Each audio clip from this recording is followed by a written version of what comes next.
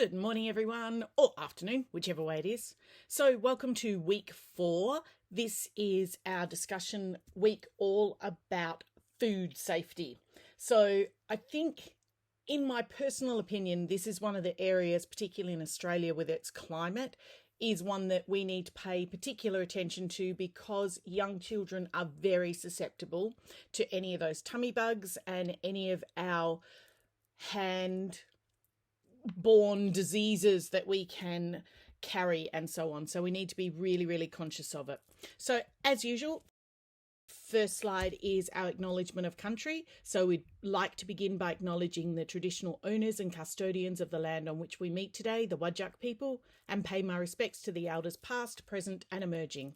I respect their cultural beliefs and the spiritual relationship with their country and recognise that these are still important to the Whadjuk people today. This beautiful image is titled The Witchetty Grub Dreaming, and the artist is Jennifer, and I'll put her name on somewhere else that you can actually see it. So her painting shows women collecting witchetty grubs that can be eaten at all stages of their life cycles. So moving on to our first part about our food safety and food-borne illnesses.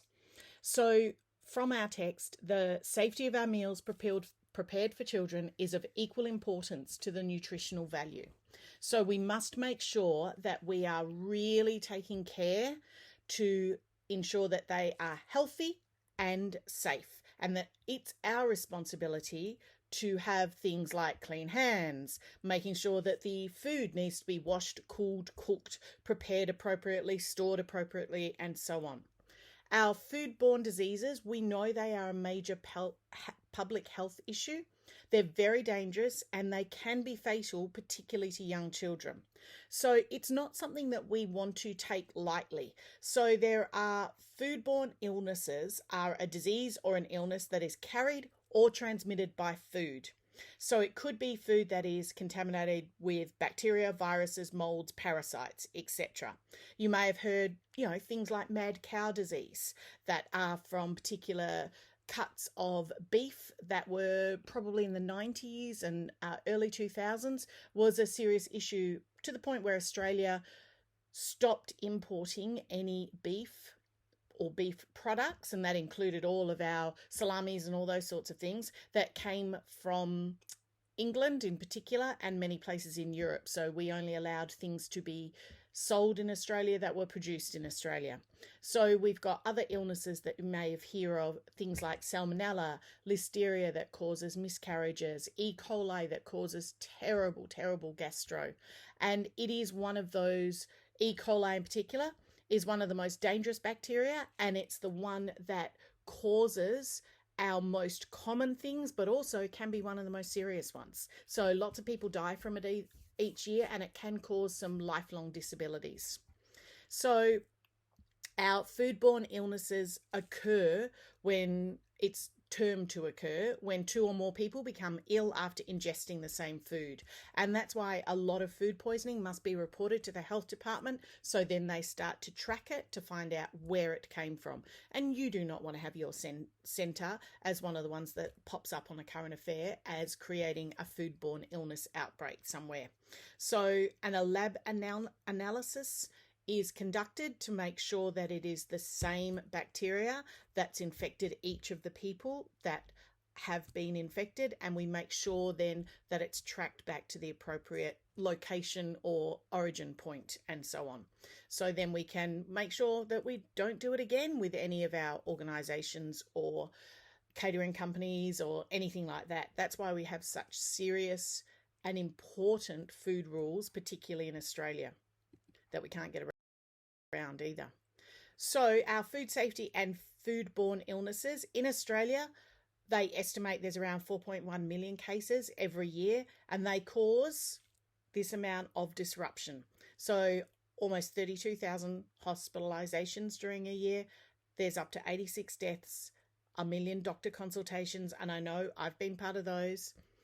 300,000 prescriptions for antibiotics, because remember, some of them are just a virus that can't be fixed with antibiotics, but some of them may be a bacterial infection that does need antibiotics of some sort. And obviously that translates into millions of days that are off work, and it's a massive cost to our society in different ways. So what we must be aware of is that foodborne illnesses, it's not just a little bit of gastro. So things that could happen include things like major liver damage. So you could have kidney disease that comes from it. It can cause major problems to your intestines, to your stomach. And it's also things like meningitis. There's lots and lots of different illnesses that come from foodborne illnesses. So it's important that we understand that our impact is vital to make sure that we prevent it in the centres and the schools that we are working in. So we often hear on the news those ideas of foodborne illnesses associated with fast food chains or restaurants, and you'll see that they've been shut down by the health department and things like that. However, most of those 31,000 hospitalisations, they do not come from a fast food restaurant or a chain restaurant or even the little takeaway down the road or anything like that. Most of them come from home cooked meals and not storing food appropriately prior to it being cooked, and not cooking it correctly and then not storing it correctly afterwards. So let's have a look at what we need to do and how we need to make sure that we are preventing a lot of these. So if you think back to your lives, most people have had food poisoning or a foodborne illness at some point in their lives. Some of you have had them really badly. So I know if you've been to Bali, we all talk about the Bali belly and those sorts of things. So think about, what was it from? Could you isolate it? Most people can. And what symptoms did you have? So again, your symptoms will vary. Most people have, a strong need to be very close to a toilet for a long period of time. Sometimes it's only for a few hours. Sometimes it might be for a few days. But we know that with young children, their risk of dehydration, their risk of getting secondary infections, all those sorts of things is far greater. So we need to make sure that we are providing the best environment for it, and that we recognize those symptoms and we minimize anything that we could do that would cause them in any way.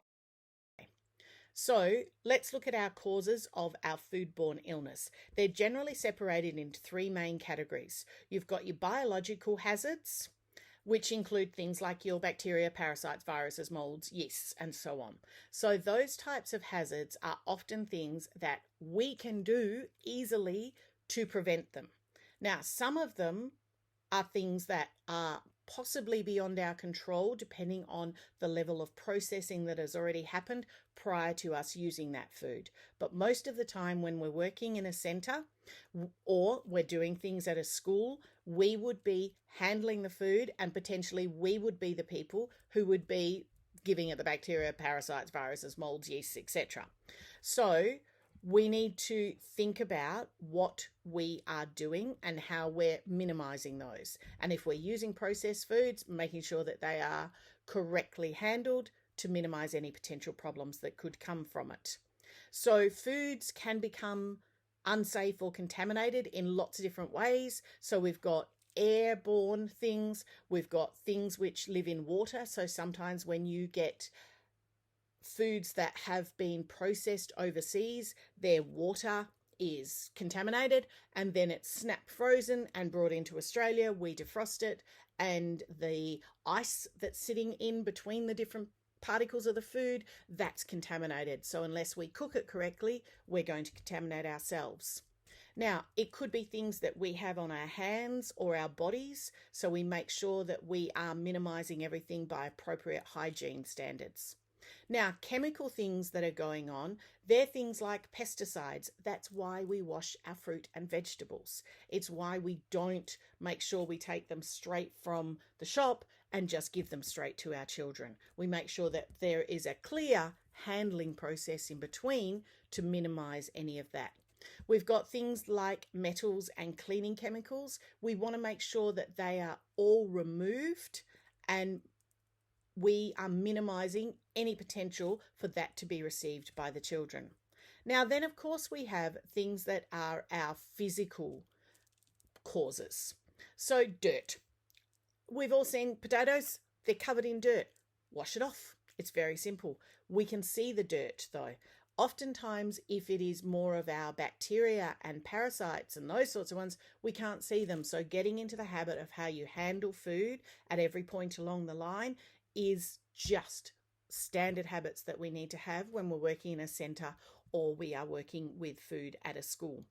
Things like broken glass, making sure that our environment is very clean, metal shavings, all those sorts of things, plastic, bones, rodent droppings, all of those, we're making sure that we are minimising at our centres and making sure that we are following through our processes so that we are minimising them from when food comes to us as well, because we might be doing everything in the centre, but we need to make sure that the food that is coming to us also doesn't have any of those things in there, particularly given some children are very allergic to certain things and so on. So we're making sure that we're operating a very safe, sanitary food service that has great personal health and cleanliness habits built in through every process and routine. And that's why you will see, just like when we talked about our nappy changing, you will see the little notices and the signs that every single centre will have about hand washing, about handling food, about who handles the food and when you handle the food. So all of those will be clearly outlined in every centre, because the more people who handle it, the more chances there are that things will become contaminated in some way. So we need to make sure we're putting in place the best processes. So let's have a look at hand washing as our first line of defense. So the thing with hand washing is we have a number of bacterial infection type of things that just sit within us as humans. So one of the ones is that we have Staphylococcus. I'm not sure how to say it. And so that can cause those little infections on your skin that you might get. You've got strep, which causes a sore throat. And so they're common things that we have on our hands. And hepatitis A, potentially, if you're a carrier for it, can, of course, cause lots and lots of issues with different people. So you want to make sure that you are really, as first line of defense, constantly washing hands. Now, we've got hand washing with soap and water, and we also have our standard disinfectants, our antibacterial things, we've got our hand sanitizers, we've got all those different things that are part of our lines of defense to make sure we keep our hands nice and clean. So you'll see that just using hand sanitizer is probably not enough when you're handling food. So you want to also make sure that you are doing really good hand washing techniques if you are in charge of handling food. So we want to be sure about our phones as well. So making sure that we have an understanding of the bacteria that we have on our phones. So thinking about the germs that you have on your hand that we've just said, and then we are constantly touching our phones. So don't go and wash your hands, then pick up your phone, then handle the food. So think your processes so that we don't have these germy things landing back on our hands. So what we know is that something like our tablet, an iPad, can have up to 600 lots of bacteria that is in something. Our phones will have about 140, and then toilet seats, they're only around 20. So what we know is you can go and swipe a toilet seat and it will have less on it than what your phone or your iPad will, particularly when we're talking about little people using things as well. Now, think about how many times you pick up and put down your phone into very different locations. We are touching them constantly. We're sneezing on them ourselves. We're coughing on them. If we're sitting in a room by ourselves, we don't tend to cover our own mouths, do we, when we're sitting by ourselves? So it'll go all over our phone and then we go and put it down somewhere. So always think, if you are picking up an electronic device, make sure that you are putting it back down, then going through hand sanitizing and then doing what you need to. All right. It's important that we understand what we're doing. So regularly clean your mobile phone with some antibacterial wipes, keep it in a cool, dry place. Just consider lots of different things. Now, something that's started to come up in the media quite a bit at the moment is warm air hand dryers. And a relatively recent study found that there is, scary this is, a 254% increase in a bacteria, Staphylococcus, which causes food poisoning and other infections. So go back to the basics, avoid those heated hand dryers, and look at paper towels and how you are wiping and putting them away yourself. Think of things like door handles, stair railings, traffic lights, computer keyboards, all those sorts of things that many people touch all the time. Make sure that you are constantly cleaning them in a centre or at a school, and that you are, if you are touching those, you go from touching them, hand washing, then food preparation. Don't do anything else in between. And if you do, go back to the hand washing routine again. So you're always making sure to minimize everything in the best way possible. So what are our symptoms of our foodborne diseases? So most of the time you will see them manifest as a general nausea. You'll have an elevated temperature, and we talked about that at other points in time last week or the week before. You'll possibly experience some abdominal pain, which might be accompanied with some vomiting, and you may have diarrhea. The joys of when you get them coming from both ends and so on. So for us as adults, our bodies have the necessary rigor to be able to fight it. Small children sometimes don't. So if you have any children in the centre, you will find that if they have any vomiting or diarrhea, it's an instant reason for them to go home, because nearly every foodborne illness is easily contractable by others. So if you have a child in your centre or school, that's one of those reasons to exclude them immediately. Now, just some general things. You need to seek help if you or your child has diarrhea that goes on for more than a couple of days, or there is any blood in your feces at all, because it means that your intestine has been irritated, or it means that you've had a rupture of some sort. So it's something to make sure that you take the child or yourself to emergency department straight away. And if you can't keep any fluid down, or your child has severe stomach pain, can't keep fluids at all, that's a sign of dehydration, which means that they can go into, their body can go into shock really, really quickly, and that is not a good thing. So if you notice as a little tiny baby that their nappy has not been wet for quite a few hours, that means more than likely that they're suffering dehydration, and that can be severe for them. So then they'll get very lethargic and they'll have real issues maintaining their coherence and so on. So we need to be really, really vigilant, because sometimes a child who is not verbal yet, they can't tell you that they're not feeling well. They'll only cry, or they'll get really lethargic and want to be cuddled constantly, or they'll just fall asleep and you're not sure what's going on. So always note if a child is not feeling well about anything.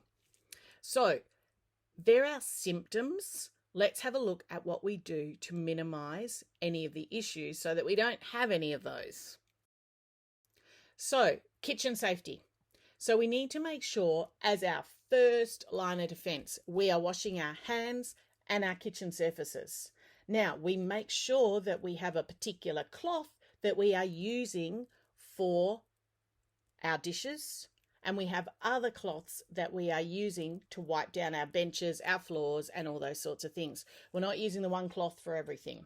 And again, what's being done at home has to be different to what you are using in a centre that is working with lots and lots of people and with lots and lots of children and catering for many, many things. We're making sure that we have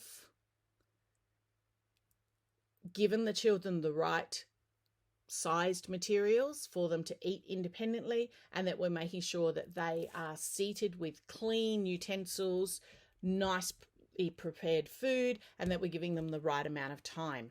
So things to look out for: hot foods must be kept hot. Cold foods must be kept cold. I know that sounds silly, but letting foods get to room temperature means that cold foods move out of the zone where the bacteria is basically dormant, and hot foods allow the bacteria to start to grow. So if food is hot, it kills the bacteria. If food is cold, the bacteria is dormant, and it means that it's not allowed to flourish and grow and so on. So we must make sure that we keep hot hot and cold cold, and we don't let them get to be more than 5 or 10 degrees above what they should be served at.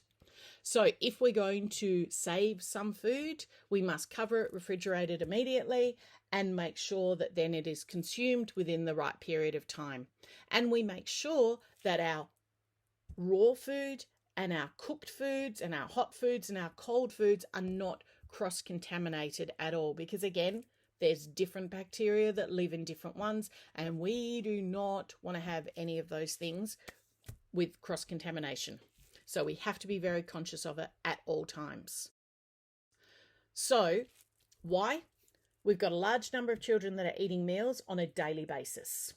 So incidence is highest in children that are less than 4 years old because, first of all, their immune system is just not developed yet. So they can't cope with it. They don't have the immunity to be able to cope with our foodborne illnesses. They produce fewer stomach acids, so therefore it doesn't break down those contaminated foods as quickly. Now, you're also working in a centre where potentially you have lots and lots of people around who are pregnant. So pregnant women are at risk because listeria that is found in raw animal products and dairy foods and contaminated water, it can cause a miscarriage or a stillborn. So we have to be very conscious that we're not giving children any of those foods that they could potentially share with others and so on. So our food and nutrition and food safety have often been found lacking in lots of environments. So we need to make sure we're providing the best environment possible. So early learning centres, the thing that was found the most is bacteria on food surface areas, food service surfaces. So we need to make sure that we put in place the right processes so that we are not cross-contaminating and that we are adequately cleaning between food services and making sure that we are providing food which is not contaminated. And so that's our responsibility. So what do we need to do? So it is our primary task of the educator who's planning, preparing or serving meals. So if you are in a centre, you'll have a cook or a chef who'll be there organising that. They're doing the planning and the preparing and the cooking, but you are more than likely doing the serving. So you have to make sure what you're doing is providing clean hands and clean tables more than likely for it. So we have to make sure that the people who are serving the food have good knowledge of food safety because the kids are relying on you to provide the safe foods.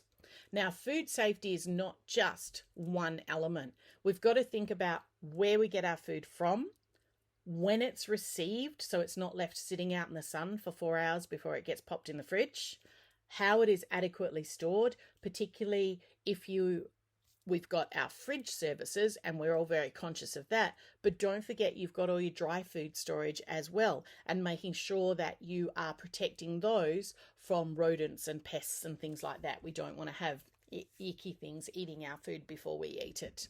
And then you have the preparation as well as the serving. So think with food safety, it's not just the idea of the cooking part, it's all of the lead into the cooking as well as all of the serving and handling that you're going to do as well. So an example of a food flow.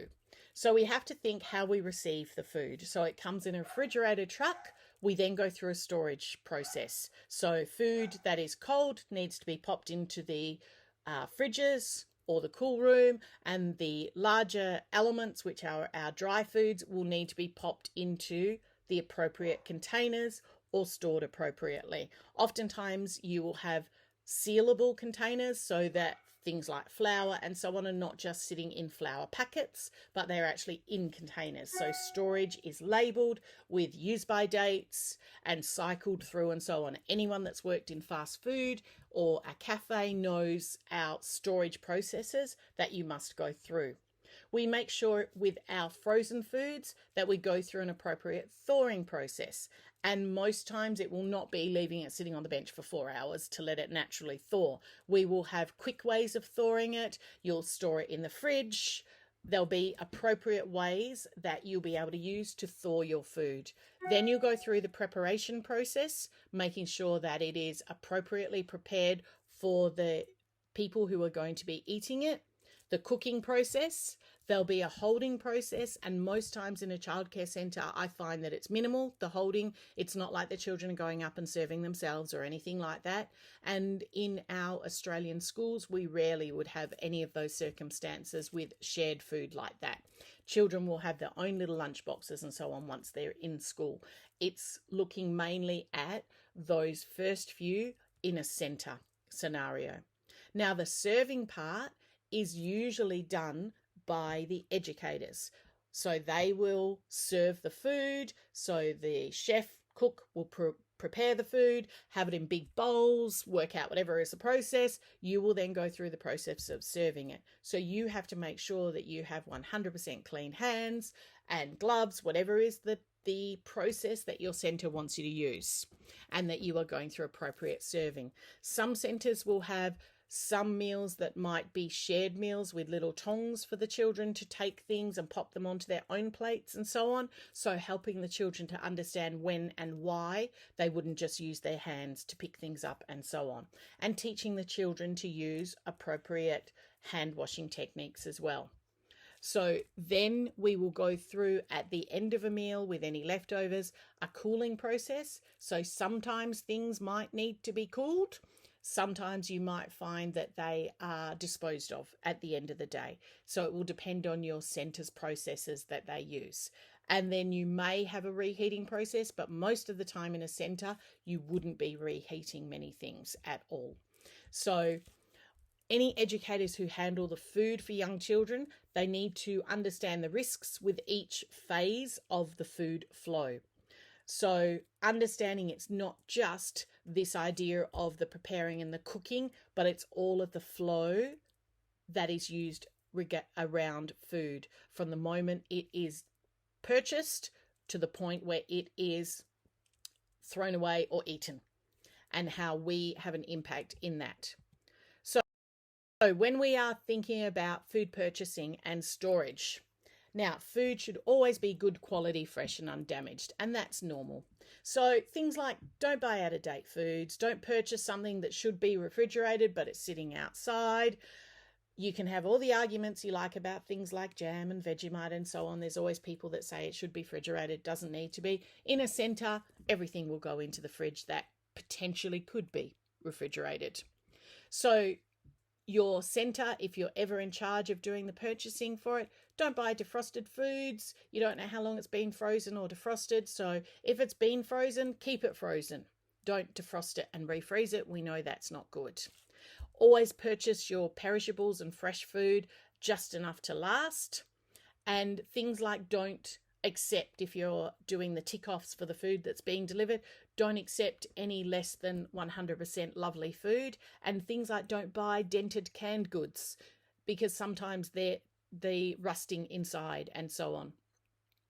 So foods must be protected from contamination from insects, rodents, dust, coughing, sneezing, dirt, improper temperatures, and so on. So wrapping it, labeling it, making sure that you have the arrangement of the food. So you wouldn't put your meat on the top shelf of the fridge because it potentially could dribble onto the fruit that's underneath it. So your meat generally goes on the bottom, and then you'll work out all your other layers that you will have within your fridge. The top of your fridge is the warmest, the bottom of the fridge is the coolest, hot air rises. So organizing that, and that's why you'll sometimes, I'm always perturbed because I see fruit and veggies down the bottom of the fridge, some in most fridges in the little trays, whereas fruit and veggies can often be stored at a slightly higher temperature at the top of the fridge, but things like your meat and some dairies are much better at those lower temperatures. So you'll find in most centres that you will have little temperatures on the temperature monitors on the outside of the fridge, or you'll have commercial fridges which have the temperature always visible in the LCD down the bottom. So we need to make sure that we monitor those fridges, that they are behaving and doing what they need to and performing adequately. So the same will be for freezers as well. So fridges are generally under 4 degrees and freezers are well below 0. So making sure that your centre doesn't just have a standard fridge without a temperature monitor on it. That'll be one of the things that you will be checked on with different things. So make sure that you have that and you understand the importance of it. So you make sure you refrigerate and freeze products that need to be frozen straight away. And if a frozen product has thawed, it must be used within 24 hours to avoid contamination. So if your freezer in the center goes bung during the weekend, essentially when you come back in on the Monday, you need to throw everything out, because you don't know how long it has been not frozen.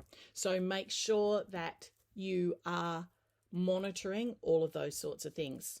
Things like eggs, we might see them on the shelves in some of our supermarkets, but most of the time I'm starting to see them more and more in fridges. And in Australia, we should keep our eggs in the fridge, because otherwise they last less than a week sitting on our shelves. So most of the time we do that. It's just our room temperature in Australia is quite warm all the time. So we want to make sure that our flour, sugar, all of those sorts of powdery ones, our dry foods are all stored in airtight containers, as I said, not just sitting in their plastic or paper packaging bags that they come in.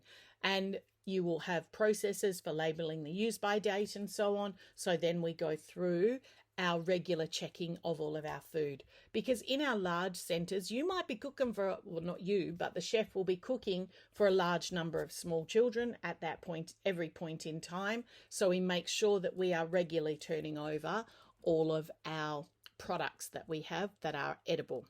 So let's look at some of our food handling things.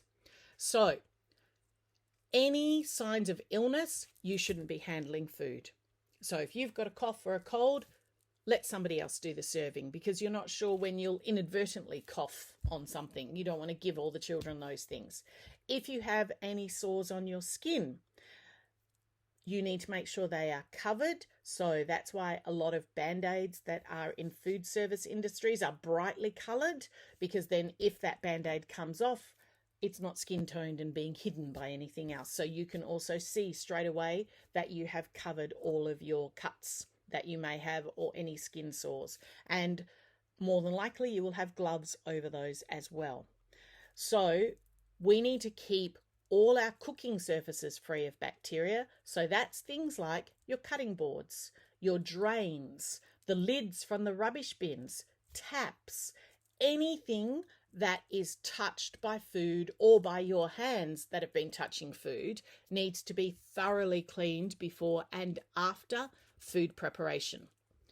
Now, one study found there were 27 different bacteria types found on food service surfaces. So 36 centres were tested. 41% of them came back positive for bacteria. Now, the common areas that they found were all of those: sinks, lids of the rubbish bin, and so on. So you need to make sure that you are frequently sanitizing with disinfectant, bleach, whatever is the process that your centre wants to recommend. And food must be thawed in the fridge, not sitting it anywhere that's on our surfaces. And making sure that you are always washing your hands, whether you're handling cooked or uncooked meals, and that your clothes should always be clean. You should wear an apron, tie your hair back, put it in a hairnet, wear a hat or a cap. depending on the length of your hair. So food handlers must meet the health standards set by the health department and the childcare licensing agency. So they got a double whammy in a childcare centre. And most Department of Ed or TAFE, they run food handling courses. So quite often you will need to go through one of those courses before you go out on prac. I'll do a double check of that, but I think there was a food handling one that you had to do. So dishcloths, oh my goodness. Now, dishcloths, we use them to clean our kitchen utensils and our serving dishes, but they shouldn't be used for anything else. So change them frequently. If they have any of that odor, that odor that they get, make sure that you are throwing it away. Yes, there might be some that are ones you can wash, so wash them, but also throw it away. So never wipe up spills from the floor with a dishcloth. You would use a paper towel instead. So color code your dishcloths and have the color code on display. You'll often find that in centres. So they will have the blue ones are used for the sink and the green ones are used for the tables, that type of thing. So you'll see there'll be some color coding that will go on. Some don't, but they will have then a greater use of paper towels. So it might be that the cloths don't move out of the kitchen, and that then when you're cleaning tables and so on, that is paper towels and a spray. And so that's wiping the tables down and then wiping them with the paper towel and then letting it dry. So it's not contaminating cloths with one thing after the other, and the same with floor. So you want to make sure that you are not using cloths between different surfaces and that you are regularly changing them and regularly washing them.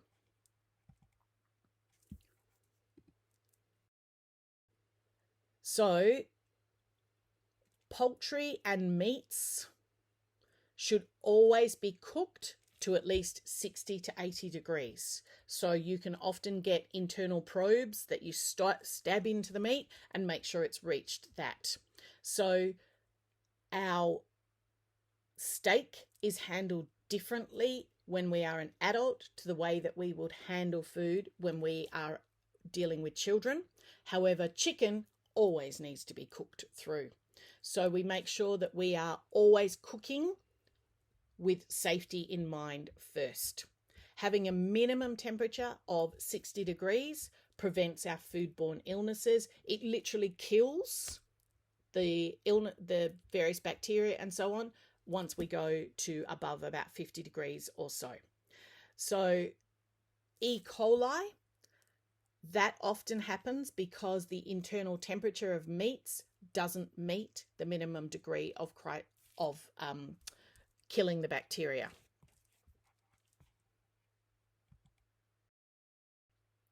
So when we are an adult, we often have our steak essentially still bleeding in some way. I know I do. I have my steak medium rare, so I like my steak to be quite pink in the center and then charred, nicely charred on the outside. My husband likes it a little bit more cooked, and my dad likes it like leather. He likes it really, really well done.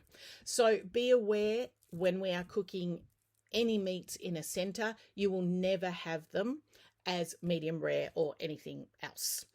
They do not have any blood coming out of them because it doesn't meet that minimum of 60 degrees on the internal temperature of the food. So it's really important that we understand why food will be cooked a certain way in a center and that we're not in a high-class restaurant. We are serving it to small children and we are minimizing every type of bacteria that there could be. So when we think about most common food carriers, protein-based foods, fish. So we know if fish is not prepared adequately and not thawed properly and used quickly and so on, it has a whole lot of bacteria.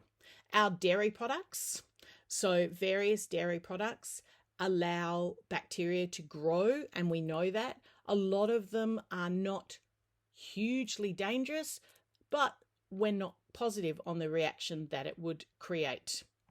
Now, eggs are something that, yes, lots of children are allergic to, but also eggs can be one of those foods that can have bacteria naturally in it, and we need to make sure that it is always cooked. So salmonella is the thing that you'll often hear people talk about. So if you are doing cooking, for example, and you're making cakes, and what we might do at home where we might lick the bowl is never ever done in a centre if you have got raw eggs in your mixture. So you wouldn't allow the children, where possible, to eat the cake batter or the cookie dough prior to it being cooked. So we have to be very careful about that. So no runny eggs. You'll always well cook your eggs. No eggs that are kind of a bit sloppy in any way. We'll make sure that they are always cooked to make sure that we have minimized any potential of anything. So cold temperatures, remember, they stop bacterial growth and pause it, and heat ensures it is killed. But if we then allow it to sit at room temperature for a longer period of time, even an hour or two, that can allow the potential growth of bacteria. So you cook food, serve food, eat food, pop it back into the fridge immediately, or throw it away if it's something that is not needed again. So keep it in mind, we don't keep food out for very long. So when we're talking about tiny people, breast milk or formula that's been left out for 2 hours or more, again, it's moved through that criteria of being at room temperature.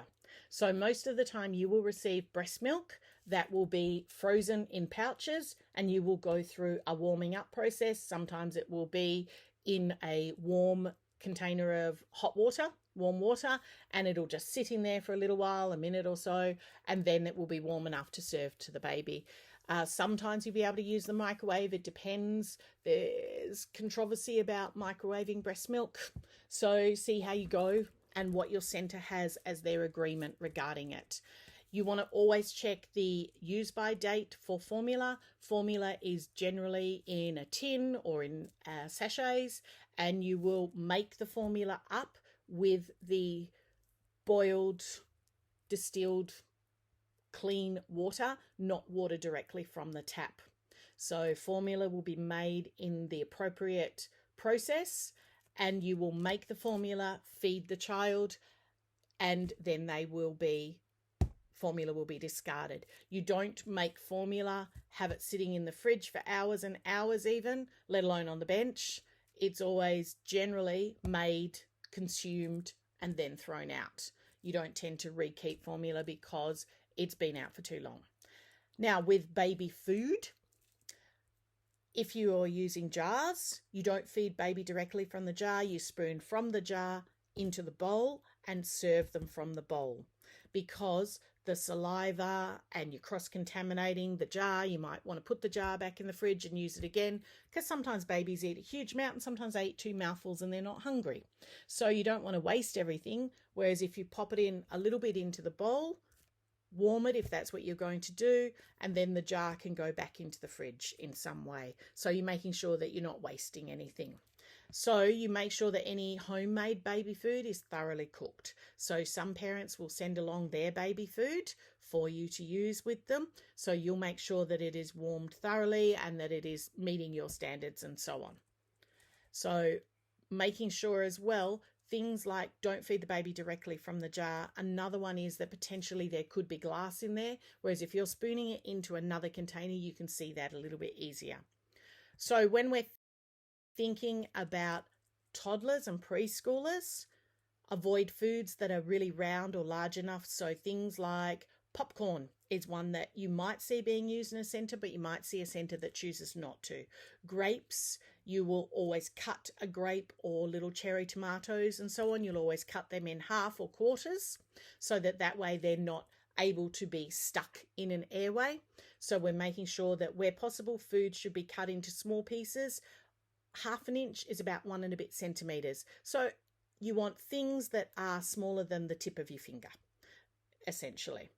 So raw vegetables, you want to make sure that you don't give them great big chunks of carrot that they'll just inhale. You want to make sure it's little pieces that they can pick up, or bigger pieces that they chew themselves, that they can hold and gnaw on the end of. So when we're feeding, we make sure that we are trying to get all the feeding done in 30 to 40 minutes, because that way, after 40 minutes, food starts to come to room temperature. So hot food cools down and cold food warms up, and that enters the danger zone for potentially having bacteria start to grow. So what do? So educators, we make food safety and keeping food safe a priority in our centre always. We're making sure that we are always originally selecting good healthy foods, planning meals and preparing it in a way that is safe. We're avoiding lots of risks for foodborne illnesses by our storing and handling processes. We're making sure that we, as the educators and people working in the centre, have good personal health, making sure we're not attending when we're sick and things like that, and good personal cleanliness. We maintain a sanitary food service operation, so we look at the whole food flow and make sure that we are able to meet all of the extremely strong demands that we have. And we're using our food safety checklists to make sure that our early childhood environment is appropriate. So we are the people who are making sure that we're providing the right food for our children in our care, and that we are doing it in the best way possible. So always keep in mind, if you wouldn't eat it, please don't feed it to the small children who are in your care. It might not be to your taste, but make sure it is handled correctly, cooked correctly, served beautifully for them, because then we will know that it is appropriate for them. So when we are working with our children, we are always a model. So we model hand washing and we make sure they are doing appropriate hand washing. We are sneezing into our elbows as well. We're handling utensils by their handles when we set the table, not by the top of it, and so on.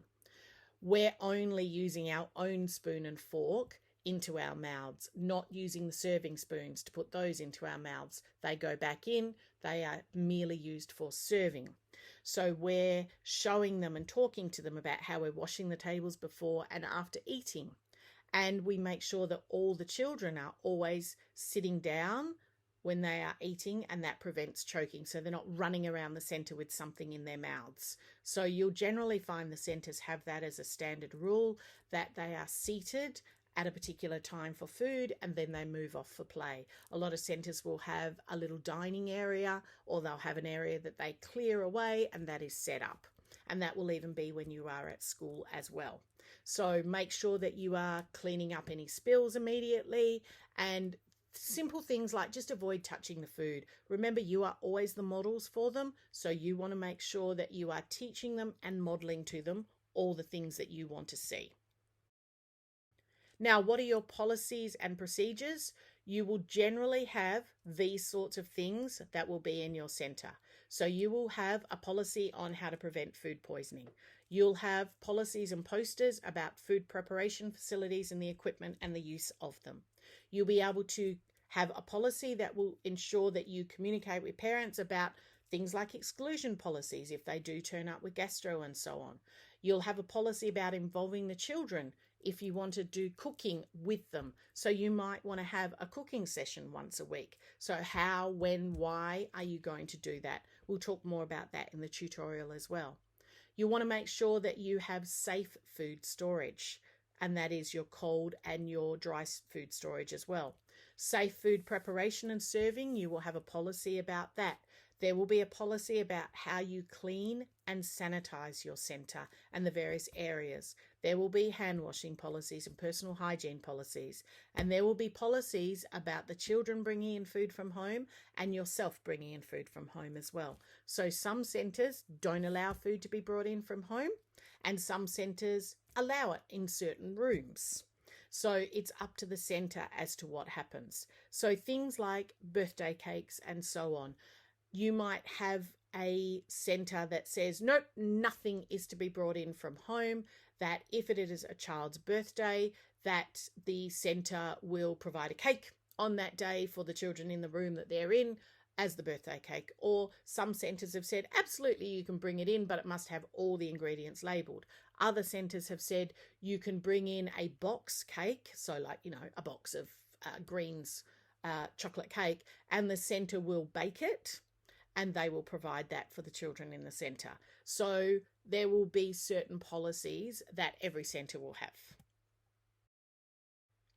So the responsibilities that you have your NQS standards.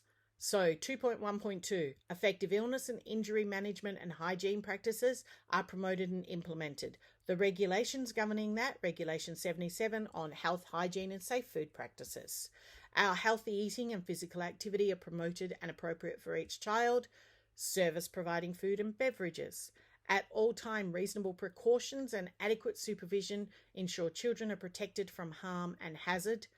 And there is an offence relating to protection of children from harm and hazards. And plans to effectively manage incidents and emergencies are developed in consultation with relevant authorities. They are practiced and implemented. And in our Regulation 86, we are required to notify parents of an incident or illness and to have a record of those incidences and illnesses. So all of those things include foodborne illnesses. So if you get something that happens in the centre, you got to tell all the parents about it, as well as probably notify the health department as well. So our obligations are very firm on this. So tutorial this week, we have our next quiz. We're looking at food preparation. We've got a case study that we will analyse. We're going to go through and demo some food prep.